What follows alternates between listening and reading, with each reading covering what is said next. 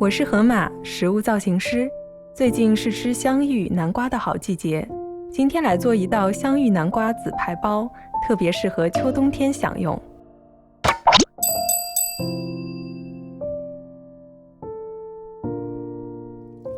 首先把洗净的南瓜切块，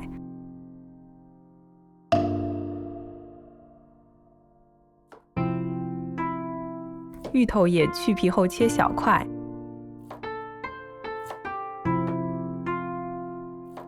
沙姜磨成泥备用。热锅起油，放少许豆豉，过一下油，滤出豆豉油。在紫排中加入小葱段、姜丝、沙姜泥、盐、料酒、生抽、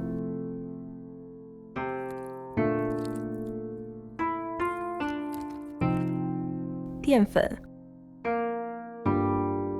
和豆豉油，上姜腌制10分钟。腌制期间，我们处理一下芋头，在油锅中两面煎至微黄备用。接下来起油锅，放入葱段、香叶、八角、桂皮，小火炒出香味后，下紫排翻炒，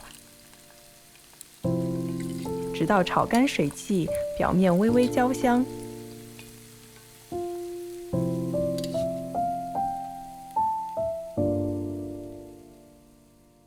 移入砂锅，然后下芋头，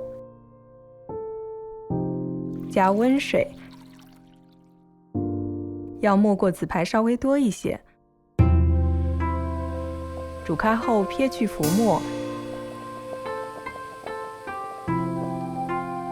盖上锅盖转小火，煮1小时后，放入南瓜再煮1刻钟，直到芋头和南瓜软烂。放适量的盐调一下味，最后撒上葱花，浓香四溢的香芋南瓜紫排包就做好了。我们腌制排骨的时候有用到沙姜和豆豉油，这2样东西可以让排骨有更独特的香气。豆豉一定要先用油炒过，这样的话呢，它的香气更加的浓郁一些。我们选择的是荔浦芋头，荔浦芋头呢口感更加细腻，而且香气十分充足。芋头在炖煮之前，建议大家最好先煎一下，这样它炖煮的时候才不容易散。